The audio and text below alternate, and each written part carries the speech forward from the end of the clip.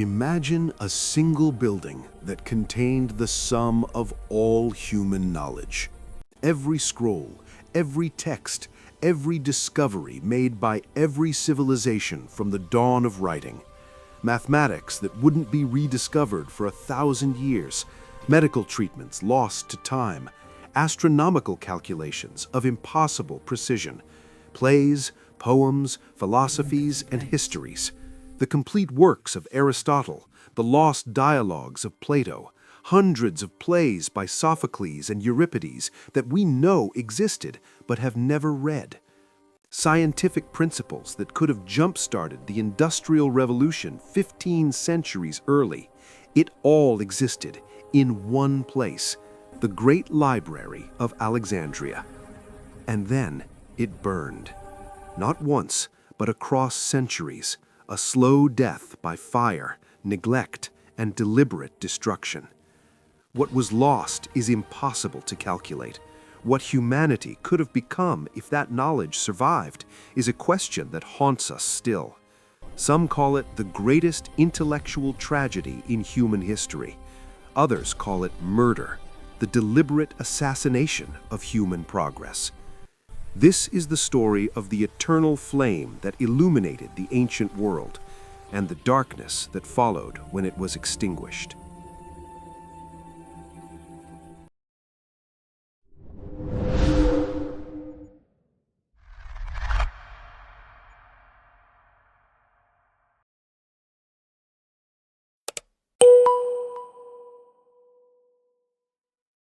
The year is 331 BCE. Alexander the Great stands on the Mediterranean coast of Egypt, surveying a strip of land between the sea and Lake Mareotis. Here, he declares, will rise a city unlike any the world has ever seen. A city that will be the bridge between East and West, between Europe, Asia, and Africa. A city of knowledge, commerce, and culture. Alexandria. Alexander dies before his vision is realized, but his general, Ptolemy, inherits Egypt and makes the dream real. Ptolemy I understood something profound. Power isn't just military might, it's knowledge, culture, ideas. He wanted Alexandria to be the intellectual capital of the world. So, around 280 BCE, his son, Ptolemy II Philadelphus, founded the Great Library, the Museion, dedicated to the Muses. It wasn't just a library, it was a research institute, a university, a think tank. The Ptolemies pursued knowledge with fanatical obsession. They sent agents across the known world to acquire texts, buying, borrowing, copying, and sometimes stealing manuscripts from every culture and civilization. Ships arriving in Alexandria's harbor were searched. Any books found were confiscated, copied by scribes, and sometimes the copies were returned while the originals stayed in the library. The Ptolemies demanded that Athens lend them the official state copies of the great playwrights, Aeschylus, Sophocles, and Euripides. Athens required a massive deposit to ensure their return. The Ptolemies kept the originals and sent back copies. They forfeited the deposit without hesitation. Knowledge was worth more than gold. At its height, the Library of Alexandria held an estimated 400,000 to 700,000 scrolls. To put that in perspective, that's roughly the equivalent of 100,000 modern books, more than many university libraries today. And these weren't just copies. Many were the only copies in existence. The library attracted the greatest minds of the ancient world. Euclid taught mathematics here, writing Elements, the geometry textbook that would be used for over 2,000 years. Archimedes studied here, developing principles of physics and engineering that were centuries ahead of their time. Eratosthenes calculated the Earth's circumference with remarkable accuracy, using only shadows, geometry, and brilliant reasoning. His result? 39,375 kilometers. The actual circumference? 40,075 kilometers. He was off by less than 2% in the year 240 BCE without modern instruments. Aristarchus proposed that the Earth revolves around the Sun 1,800 years before Copernicus. Hero of Alexandria invented the first steam engine, the Eldopile. He understood the principle of steam power in the 1st century CE. If this knowledge had spread, if engineers had developed it further, the Industrial Revolution could have happened in Roman times. Hypatia, one of history's first female mathematicians, taught at Alexandria in the 4th century CE. She wrote commentaries on advanced mathematics and astronomy, attracted students from across the empire, and became a symbol of learning and rational inquiry. The library was where human knowledge wasn't just stored, it was created, challenged, and expanded. Scholars debated, they experimented, they built on each other's work.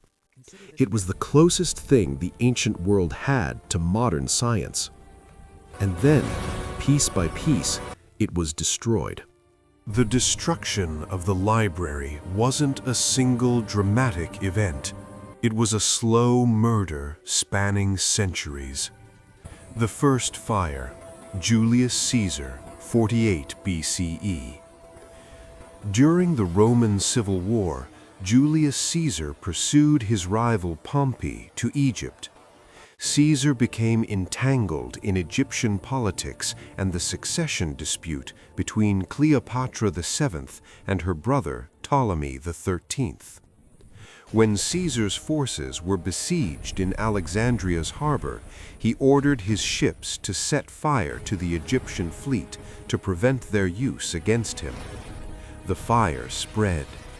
Contemporary sources, including Caesar's own accounts and later historians like Plutarch and Dio Cassius, mention that fire damaged the docks and destroyed warehouses filled with scrolls waiting to be catalogued. How many scrolls burned? Estimates range from 40,000 to 400,000. Some historians argue the main library building wasn't damaged, only the warehouse scrolls. Others claim significant portions of the collection were lost. The truth is unclear. What's certain is that damage occurred, and it was the beginning of the end. The daughter library. After Caesar's fire, the main collection may have been moved or supplemented by the Serapeum, a temple complex that housed a daughter library. This collection became the new center of Alexandrian scholarship. For now, knowledge survived, but the flames were coming again. By the 4th century CE, the Roman Empire was transforming.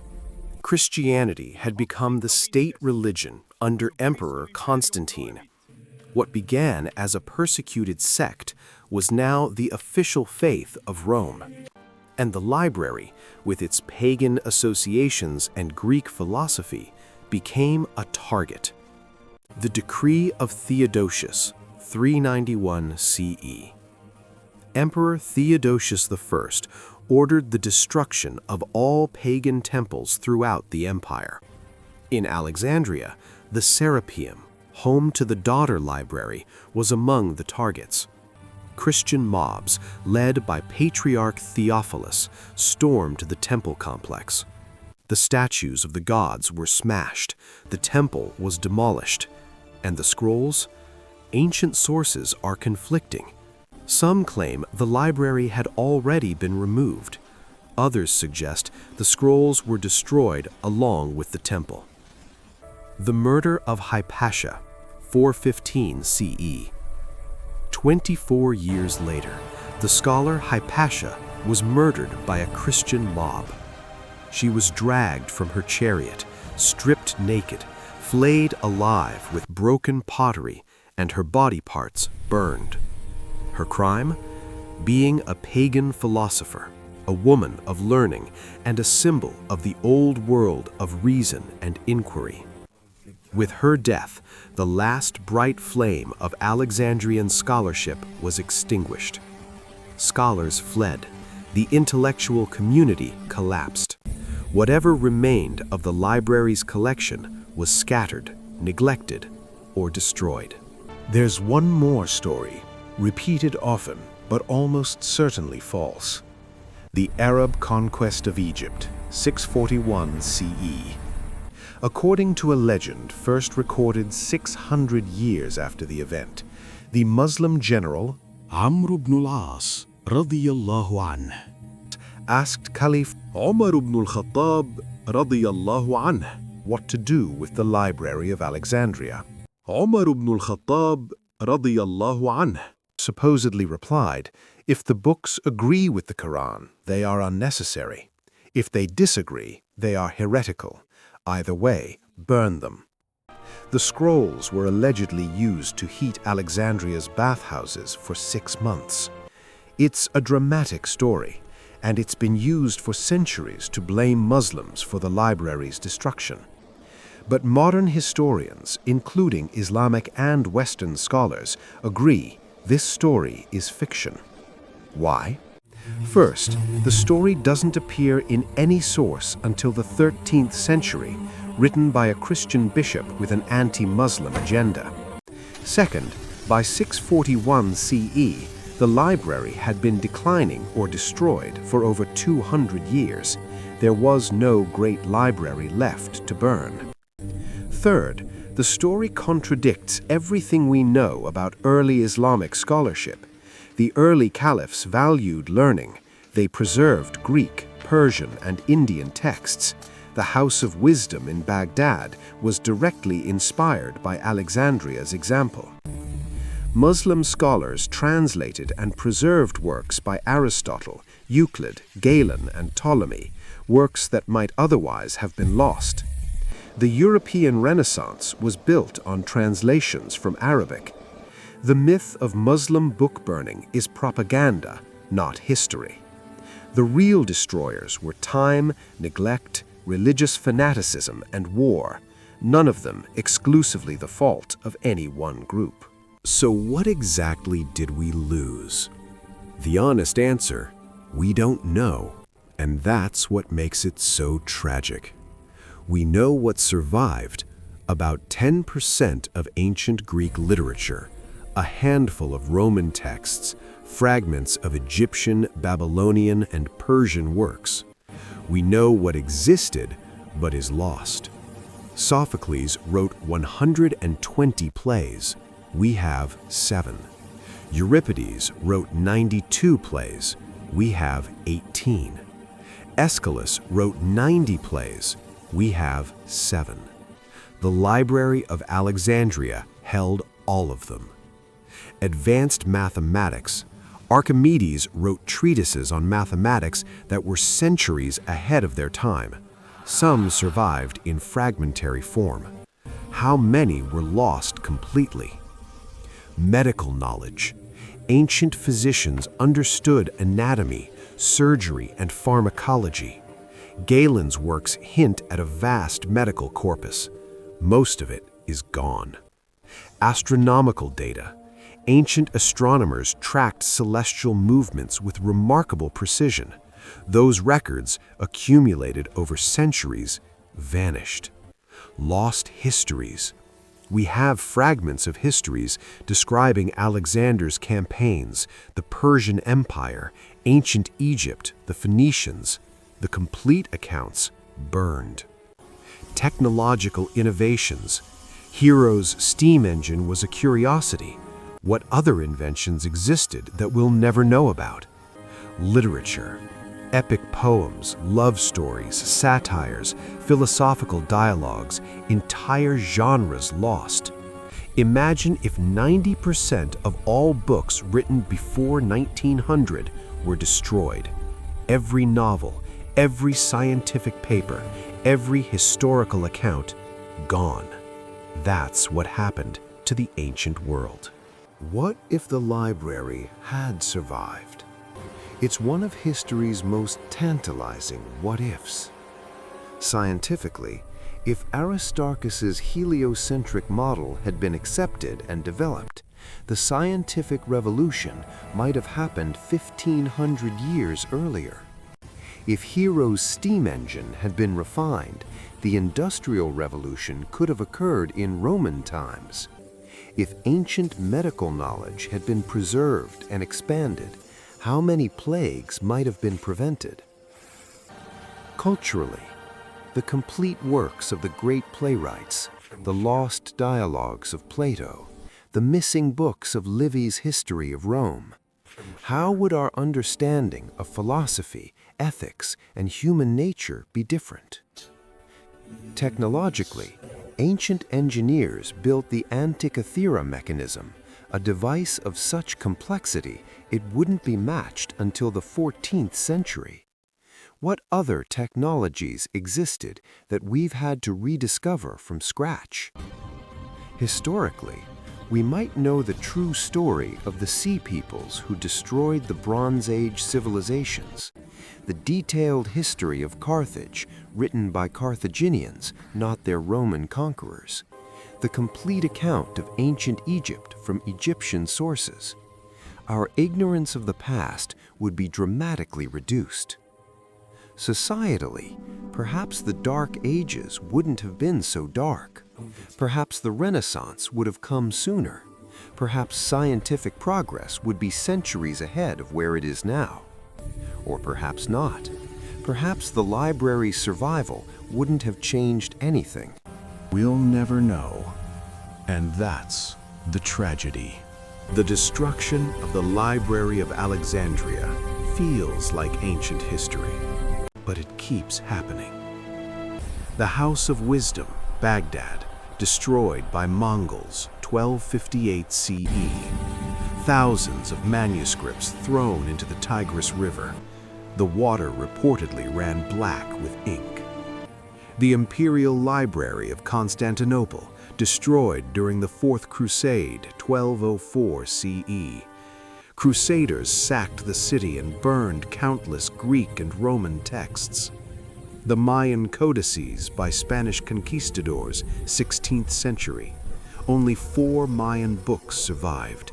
An entire civilization's written history destroyed as pagan idolatry. The Library of Timbuktu, damaged by Islamic extremists, 2013.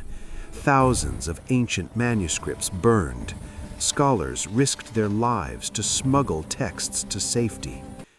The National Museum of Brazil fire, 2018. 20 million artifacts destroyed, including indigenous languages, natural history specimens, and irreplaceable cultural treasures. The digital age paradox. We create more information than ever, but it's vulnerable.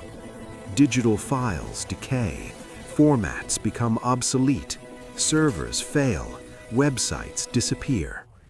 How much of today's knowledge will be accessible in 500 years?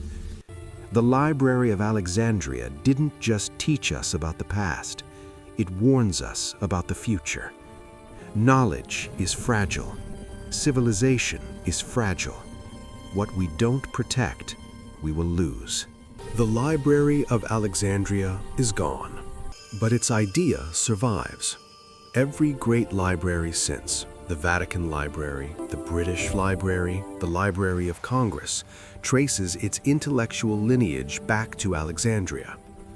The ideal of collecting human knowledge in one place, making it accessible, preserving it for future generations, that's Alexandria's legacy. Modern libraries and archives still face the same challenge. How do we preserve knowledge against fire, war, neglect, and time? Digital archives are creating backups of humanity's cultural heritage. The Internet Archive, UNESCO's Memory of the World program, and countless digitization projects are building a new Library of Alexandria, distributed, redundant, theoretically indestructible. But new threats emerge: cyber attacks, data breaches, corporate control of information, censorship. The fight to preserve knowledge is never finished. In a way, we're all guardians of the flame now. Every book we read, every text we preserve, every fact we verify and share, we're keeping Alexandria's spirit alive. Imagine being the last scholar to walk through the Library of Alexandria before it was destroyed, running your hand along the scroll shelves, knowing that the accumulated wisdom of centuries surrounded you, and knowing it was about to be lost. Did they try to save what they could? Did they hide scrolls, smuggle them out, copy frantically by candlelight? Some probably did. A few texts survived because someone cared enough to preserve them, but most were lost. And with them, answers to questions we're still asking. Cures for diseases we're still fighting. Technologies we're still developing. Stories we'll never hear. Ideas we'll never consider. The ghosts of the library whisper to us across the centuries. They ask us, what are you preserving? What are you protecting? What knowledge are you creating that future generations will need? And what are you allowing to burn? Every generation is responsible for what it passes on. We can't bring back Alexandria. The scrolls are ash. The knowledge is gone. But we can make sure it doesn't happen again. We can be the guardians the ancient world needed. The eternal flame doesn't have to die. We can keep it burning. The Library of Alexandria was more than a building. It was a promise that knowledge matters, that learning is valuable, that humanity's collective wisdom is worth preserving. When the library burned, we didn't just lose books. We lost centuries of potential progress. We lost the chance to build on foundations that were destroyed before we even knew they existed. The eternal flame was extinguished, but the darkness it left behind taught us why the light matters. Today, we have the tools to preserve knowledge in ways the ancient world couldn't imagine. We have the responsibility to use them. Because the next great library, the sum of all human knowledge, already exists. It's scattered across millions of servers, books, minds, and hearts. And it's our job to protect it. For the next generation, and the one after that, and all those to come. The flame of Alexandria may be gone, but the light of knowledge burns on.